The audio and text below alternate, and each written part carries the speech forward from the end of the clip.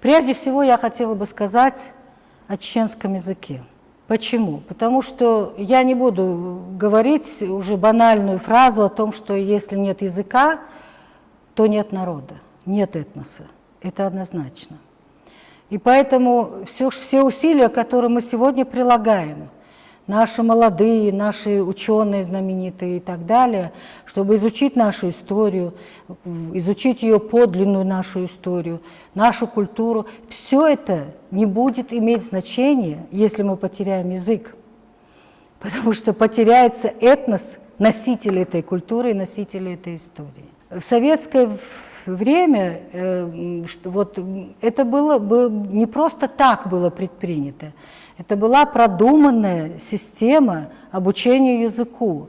Были сначала сделаны эксперименты, посмотрели, как это получается. И было принято решение, что язык будут изучать ребенок, чеченец, ребенок, который у себя в семье изучает знает бытовой чеченский язык. Он приходит в школу, и он органично, для него прибавить этот этох, дадак, он должен войти в этот мир учебы. И он на своем языке органично войдет в этот мир. Потому что его, если он сразу начинает на русском языке, его напрягают, что он должен знать еще и русский язык. А он не понимает, он понимает это, он не знает прибавить. И так далее, и тому подобное. Вот когда он в это входит, то есть 4 года обучались на чеченском языке, первые вот начальные классы, да, параллельно изучая грамоту русского языка, который звучит везде, и дети его быстро осваивают. Так? И в 5 классе, когда уже начинали предметы проходить, они переходили на русский язык. Так? Они имели базу чеченского языка, они умели на нем писать, они умели уже традицию этого языка, грамотного, литературного, и одновременно изучали русский язык. У нас вот сравнительно недавнем прошлом, в Грозном, был проведен в 45, по-моему, школах эксперимент по изучению, вот по такой системе изучения, обучения в школе. И он показал отличные результаты. IQ этих детей было на порядок выше.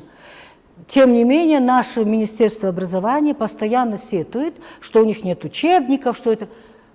Им что, нужно по математике делать новые учебники? Ничего подобного. Учебники, все есть. Просто переведите на чеченский язык и все. Им никто и не позволит новые учебники по математике делать. Или по другим, по географии и так далее. Это узаконенные Министерством образования учебники. Их просто надо перевести на чеченский язык, чтобы эти дети органично учили и то, и другое. Вот я... очень много об этом говорю, везде, где могу сказать. Но я считаю, что не только я, а вся вообще интеллигенция наша, все, кто не обязательно интеллигенция, все, кто понимает, наш народ должен подняться для спасения чеченского языка. Вот я перед вами сижу, мне сейчас предстоит вот интервью дать там Раисе Садаевой, которое я с удовольствием делаю. Но я не могу это сделать на чеченском языке, потому что массу слов, которые я должна употребить, я не знаю, и, может быть, их и нет на чеченском языке. Потому что вот мы не разрабатываем, мы не развиваем свой язык. Язык умирает, когда он перестает развиваться. В наш язык должны входить в новые слова, и мы должны знать, как их произносить по-чеченски. Более того, я училась в городской школе и не прошла вот ту базу, о которой я рассказываю. Поэтому я приношу зрителям свои извинения, что я не смогу говорить все это на чеченском языке, хотя я буду постоянно, рассказывая о тех или иных свойствах, традициях и так далее нашего народа, конечно, я буду говорить эти фразы на чеченском языке.